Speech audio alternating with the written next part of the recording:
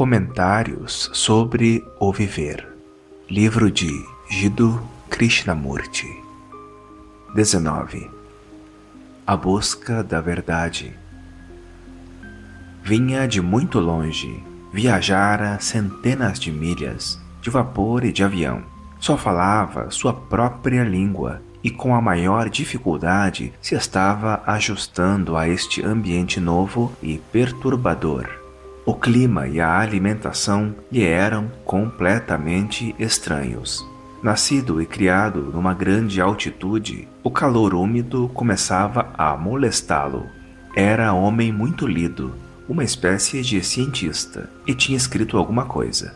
Parecia bem familiarizado com as filosofias ocidentais e orientais, e fora católico romano. Disse que há muito tempo andava insatisfeito com estas coisas, mas as suportava por causa da família.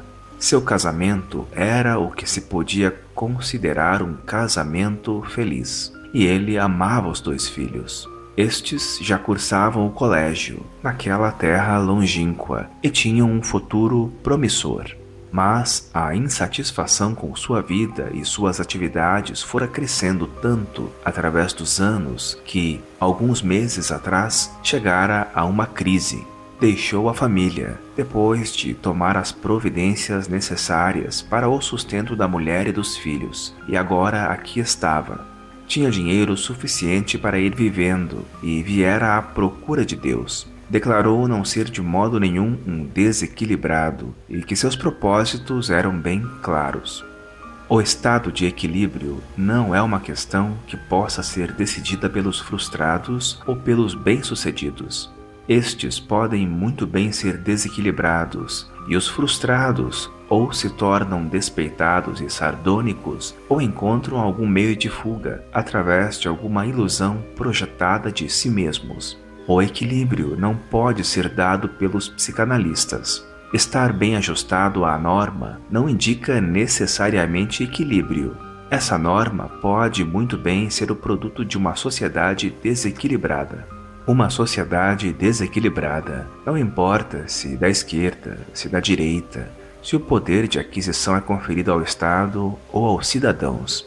Equilíbrio é a ausência de impulso aquisitivo. A ideia de equilíbrio e desequilíbrio está ainda na esfera do pensamento e, portanto, não pode servir de critério. O próprio pensamento, a reação condicionada com seus padrões e juízos, não é verdadeiro. A verdade não é uma ideia, uma conclusão. Deus pode ser encontrado se o procuramos? Pode-se investigar o incognoscível? Para achar, preciso conhecer o que estou procurando. Se procuro para achar, o que acho é uma autoprojeção, aquilo que desejo. E qualquer coisa criada pelo desejo não é a verdade. Procurar a verdade é negar a verdade. A verdade não tem morada fixa. Não há caminho nem guia que possa conduzir-nos a ela. E a palavra não é a verdade. A verdade pode ser encontrada num determinado meio, num clima especial, entre certas pessoas? Ela está aqui e não ali? Tal e tal indivíduo é o guia para a verdade e não outro? Existe algum guia? Quando se busca a verdade, o que se acha só pode provir da ignorância, pois a própria busca nasce da ignorância. Não podeis descobrir a realidade, tendes de cessar vossas atividades, para que a realidade possa surgir. Não posso então encontrar o que não tem nome? Vim para este país porque aqui há mais entusiasmo por essa busca. Fisicamente, aqui se pode viver mais à vontade, porque não se necessita de muitas coisas. As posses não têm aqui tanta preponderância como noutras paragens. Em parte, esta é a razão por que uma pessoa se retira para um mosteiro. Mas o recolhimento a um mosteiro oferece fugas psicológicas, e como não desejo fugir para um isolamento organizado, aqui estou, vivendo a minha vida, para achar o que não tem nome. Sou capaz de achá-lo? Isto é questão de capacidade? Capacidade não subentende que se deve seguir uma determinada linha de ação, um caminho pré-determinado com todos os necessários ajustamentos? Fazendo tal pergunta, não estais perguntando se vós, como indivíduo comum, possuís os meios necessários para alcançar o que ardentemente desejais? Ora, sem dúvida, a vossa pergunta dá a entender que só aos entes excepcionais é dado achar a verdade, e não ao homem comum. A verdade só é concedida a uns poucos, aos excepcionalmente inteligentes? Por que perguntamos se somos capazes de achá-la? Temos o padrão, o exemplo do homem que se supõe haver descoberto a verdade, e este exemplo, que nos parece estar muito acima de nós, cria a incerteza em nós mesmos. Ele assume, pois, uma grande significação e estabelece-se uma competição entre o exemplo e nós mesmos. Também ansiamos por ser capazes de feitos inéditos. Esta pergunta, tenho a capacidade necessária, não provém de uma comparação consciente ou inconsciente entre o que sou e o que suponho o modelo seja? Por que nos comparamos com o ideal? E a comparação pode trazer compreensão? O ideal é coisa diferente de nós? Não é ele uma autoprojeção, um produto de nossa própria fábrica que impede a compreensão de nós mesmos assim como somos?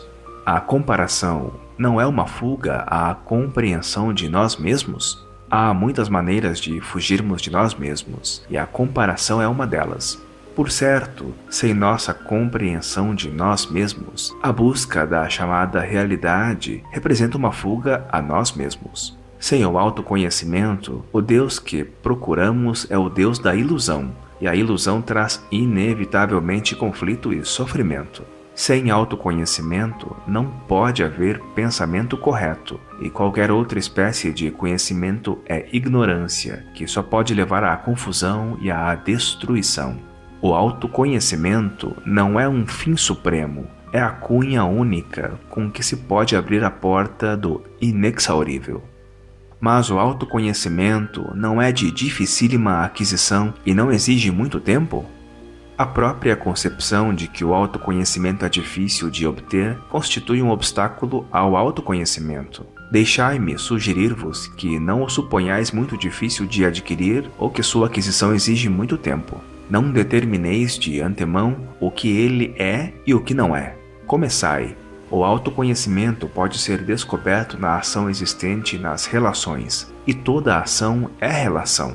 Não pode ser obtido pelo auto-isolamento, pelo retraimento. A negação das relações é morte. A morte é a suprema resistência. A resistência, que é repressão, substituição ou sublimação sob uma forma qualquer, é um obstáculo ao fluir do autoconhecimento. Mas a resistência tem de ser descoberta nas relações, na ação.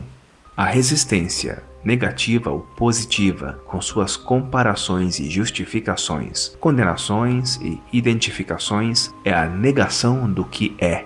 O que é a realidade implícita.